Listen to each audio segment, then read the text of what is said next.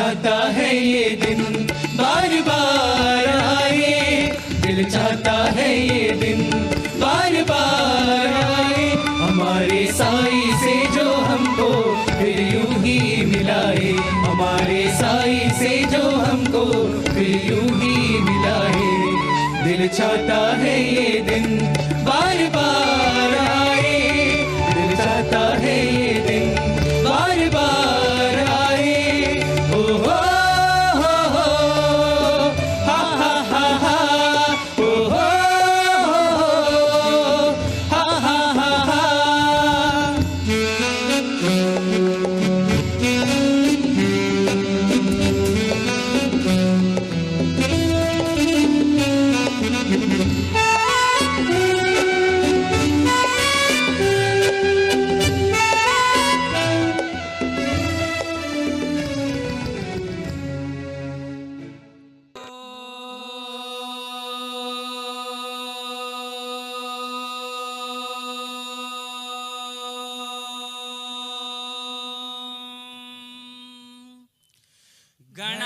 गणानां त्वा गणपतिगं हवामहे कविं कवीनामुपमश्रवस्तमम् ज्येष्ठराजं ब्रह्मणां ब्रह्मणस्पत आनः शृण्वन्नोतिभिः सीदसादनम् प्रणो देवी सरस्वती वाजेभिर्वाजिनीवती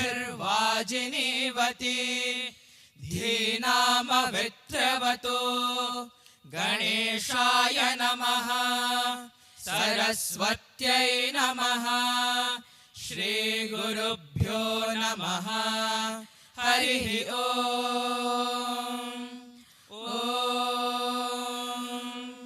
निधनपतये नमः निधनपतान्तिकाय नमः ऊर्ध्वाय नमः ऊर्ध्वलिङ्गाय नमः हिरण्याय नमः हिरण्यलिङ्गाय नमः सुवर्णाय नमः सुवर्णलिङ्गाय नमः दिव्याय नमः दिव्यलिङ्गाय नमः भवाय नमः भवलिङ्गाय नमः शर्वाय नमः शर्वलिङ्गाय नमः शिवाय नमः शिवलिङ्गाय नमः ज्वलाय नमः ज्वललिङ्गाय नमः आत्माय नमः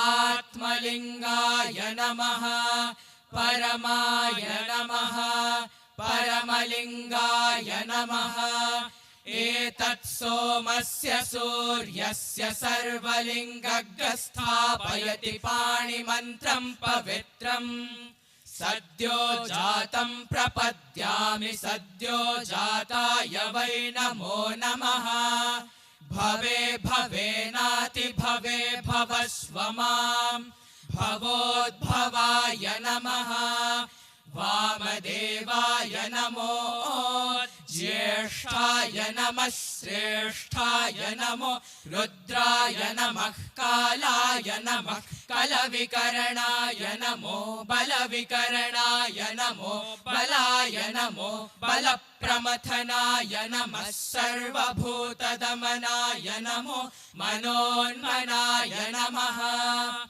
अघोरेभ्योऽथ घोरेभ्यो घोरघोरतरेभ्यः सर्वेभ्यः सर्वशर्वेभ्यो नमस्ते अस्तु रुद्ररूपेभ्यः तत्पुरुषाय विद्महे महादेवाय धीमहि तन्नो रुद्रः प्रचोदयात् ईशानः सर्वविद्यानामीश्वरः सर्वभूतानां ब्रह्माधिपतिर्ब्रह्मणोऽधिपतिर्ब्रह्मा शिवो मे अस्तु सदा शिवो नमो हिरण्यबाहवे हिरण्यवर्णाय हिरण्यरूपाय हिरण्यपतयेऽम्बिकापतय उमापतये पशुपतये नमो नमः। ऋतगं सत्यं परं ब्रह्म पुरुषं कृष्णपिङ्गलम् ऊर्ध्वरेतं विरूपाक्षं विश्वरूपाय वै नमो नमः। सर्वो वै रुद्रस्तस्मै रुद्राय नमो अस्तु। पुरुषो वै रुद्रः सन्महो नमो नमः। विश्वं भूतं भुवनं चित्रं बहुधा जातं जायमानं च यत् सर्वो ह्येष रुद्रस्तस्मै रुद्राय नमो अस्तु।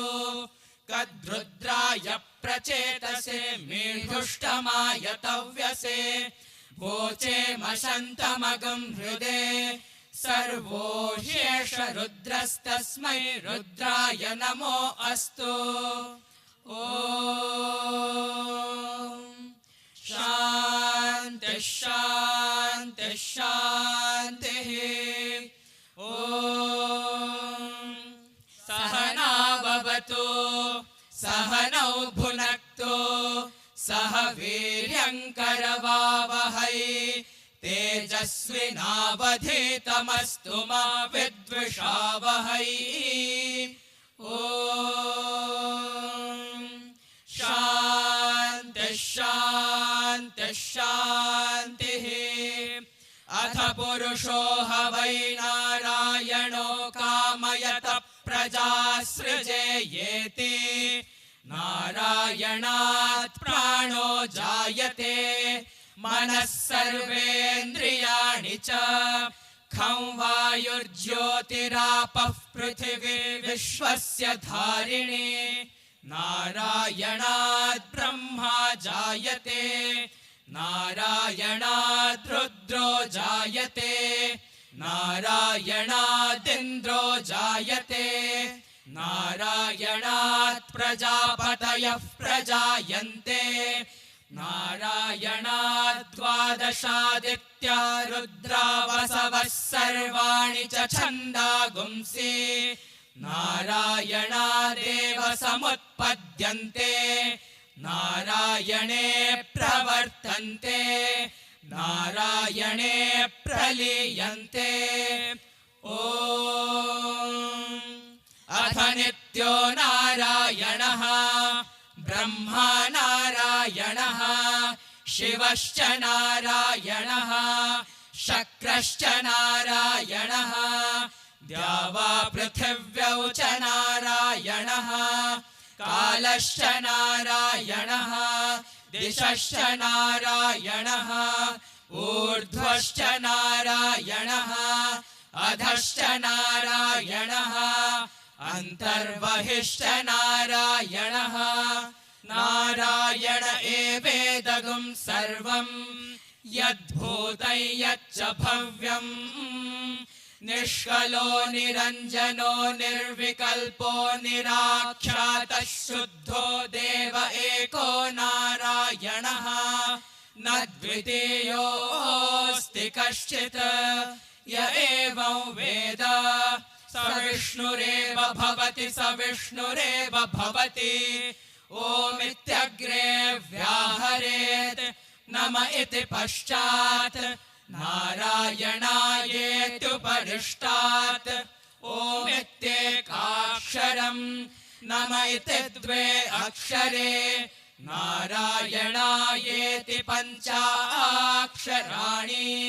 एतद्वै नारायणस्याष्टाक्षरं पदम् यो ह वै नारायणस्याष्टाक्षरं पदमध्येति अनपब्रुवः सर्वमायुरेति विन्दते प्राजापत्यगं रायस्पोषङ्गौपत्यम् ततो मृतत्वमश्नुते ततो मृतत्वमश्नुत इति य एवं वेद प्रत्यगानन्दं ब्रह्म पुरुषं प्रणवस्वरूपम् अकार उकार मकार इति तानेकधा समभरत्तदेतदोमिति यमुक्त्वा मुच्यते योगी जन्म संसार बन्धनात्। ॐ नमो नारायणायेति मन्त्रोपासकः वैकुण्ठभुवनलोकं गमिष्यति। तदिदं परं पुण्डरीकं विज्ञानघनं तस्मात् तदिदावन्मात्रम्। ब्रह्मण्यो देवकी पुत्रो ब्रह्मण्यो मधुसूदनो सर्वभूतस्थमेकन्नारायणं कारणरूपमकार परब्रह्मो।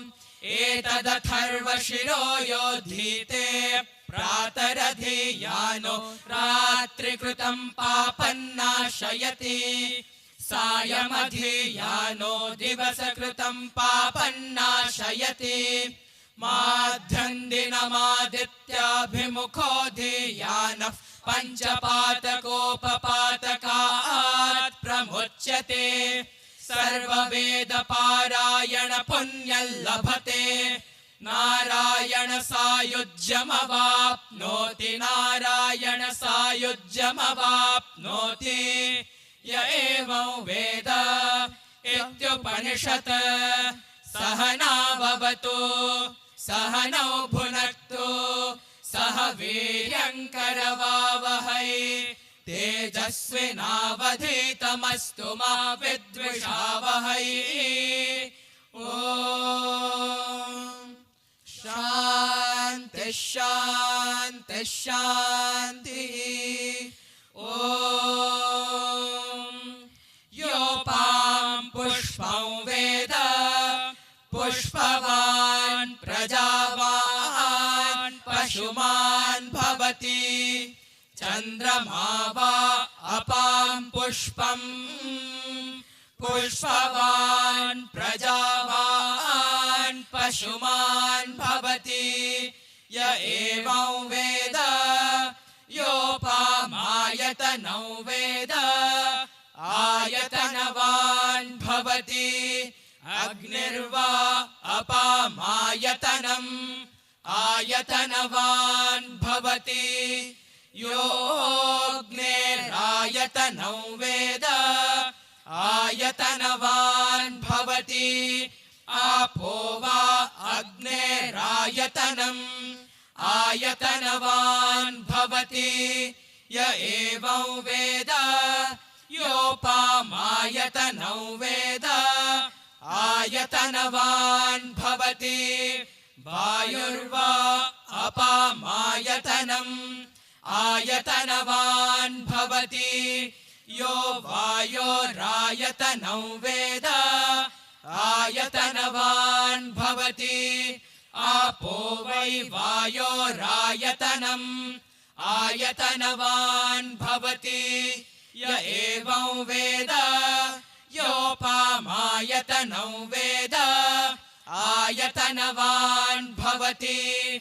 असौ वै तपन्नपामायतनम् आयतनवान् भवति। यो मुष्यतपत आयतनं वेद आयतनवान् भवति। आपो वा अमुष्यतपत आयतनम् आयतनवान् भवति। य एवं वेद योपामायतनं वेद आयतनवान् भवति। चन्द्रमा वा अपामायतनम् आयतनवान् भवति। यश्चन्द्रमस आयतनं वेद आयतनवान् भवति। आपो वै चन्द्रमस आयतनम् आयतनवान् भवति। य एवं वेद योपामायतनं वेद आयतनवान् भवति। नक्षत्राणि वा अपामायतनम् आयतनवान् भवति। यो नक्षत्राणामायतनं वेद आयतनवान् भवति। आपो वै नक्षत्राणामायतनम् आयतनवान् भवति। य एवं वेद योपामायतनं वेद आयतनवान् भवति पर्जन्यो वा अपामायतनम् आयतनवान् भवति यः पर्जन्यस्यायतनं वेद आयतनवान् भवति आपो वै पर्जन्यस्यायतनम् आयतनवान् भवति य एवं वेद योपामायतनं वेद आयतनवान् भवति संवत्सरो वा अपामायतनम् आयतनवान् भवति यः संवत्सरस्यायतनं वेद आयतनवान् भवति आपो वै संवत्सरस्यायतनम् आयतनवान् भवति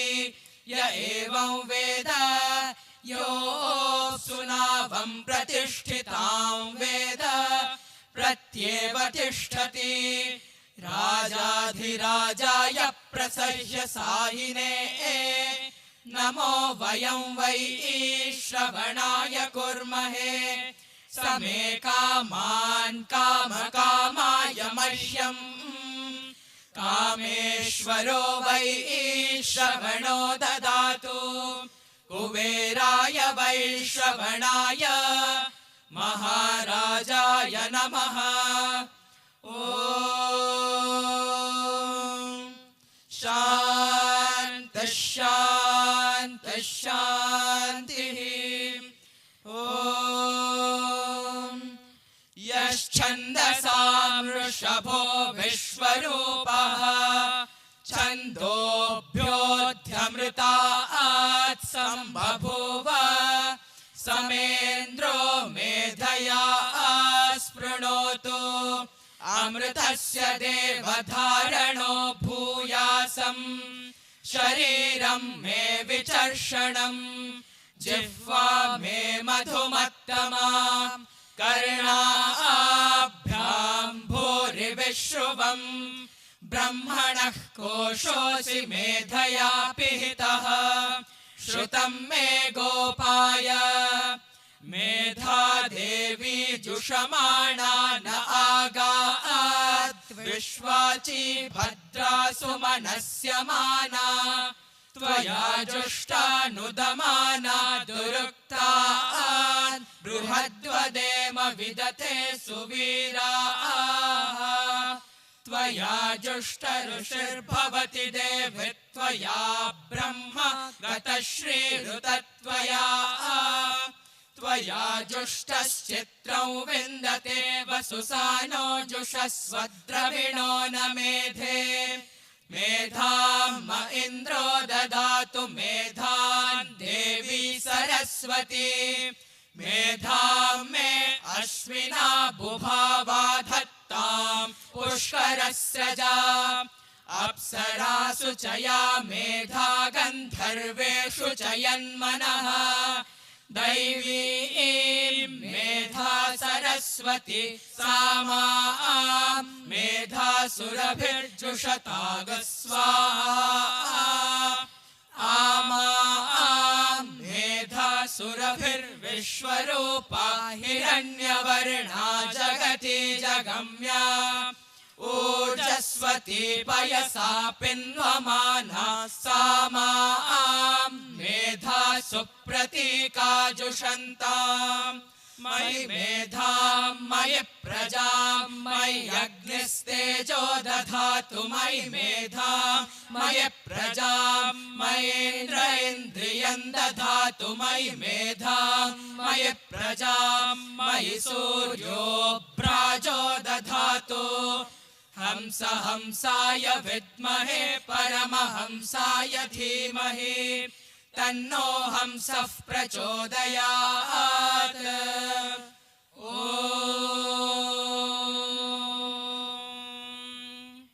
शान्तिः शान्तिः शान्तिः स्वस्ति प्रजाभ्यः परिपालयन्ताम् न्यायेन मार्गेण महीं महिषाः गोब्राह्मणेभ्यः शुभमस्तु नित्यम् सत्यम् समस्तलोकाः सुखिनो भवन्तु समस्तलोकाः सुखिनो भवन्तु समस्तलोकाः सुखिनो भवन्तु ॐ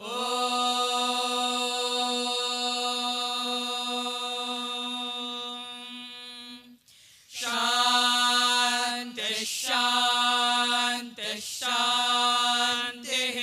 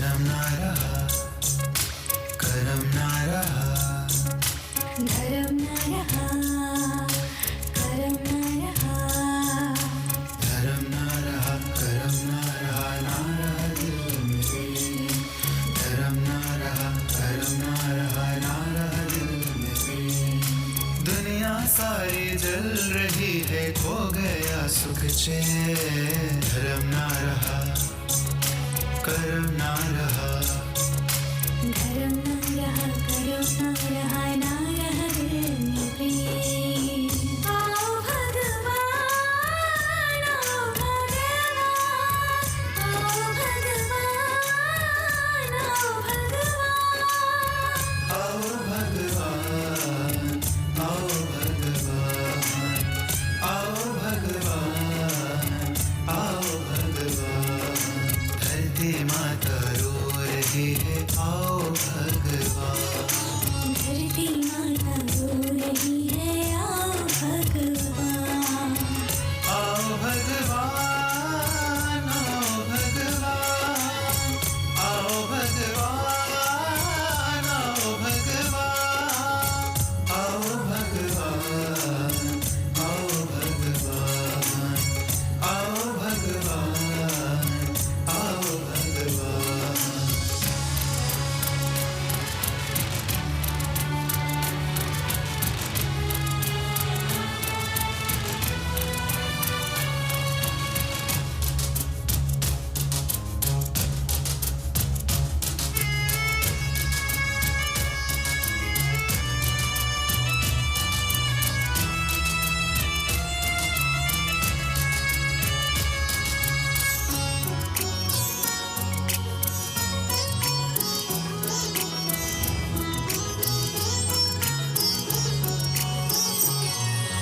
तुमने जो कहा था, जब भी होगी धर्म की ग्लानि,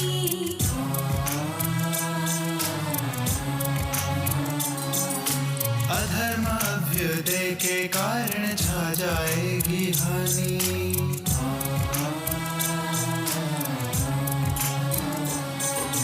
तुमने जो कहा था, जब भी होगी धर्म की ग्लानि, अधर्म अभ्युदय के कारण छा जाएगी हानि। संतों का उद्धार करने, कर दुष्टों का नाश, युग युग में अवतार लेने, आओ पति निवास। आओ पति निवास, आओ पति निवास। सत्य धर्म शांति प्रेम करे दो ये बलिदान। सत्य धर्म शांति प्रेम करे दो ये बलिदान। राह दिखाने, कष्ट मिटाने आओ हे भगवान। धर्म ना रहा, कर्म ना रहा, धर्म ना रहा, कर्म ना रहा, ना रहा दिल में प्रेम।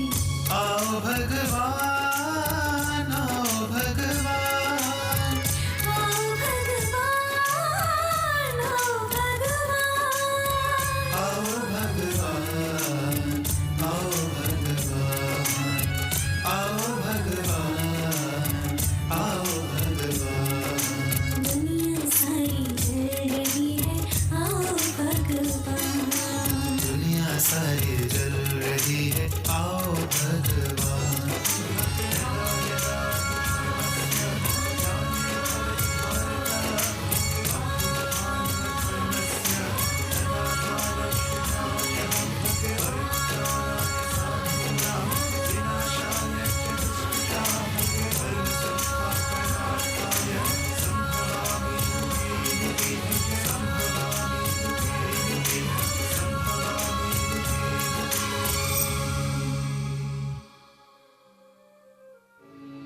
छोड़ के हमने द्वेष भाव आज तेरे प्यार को पाया है।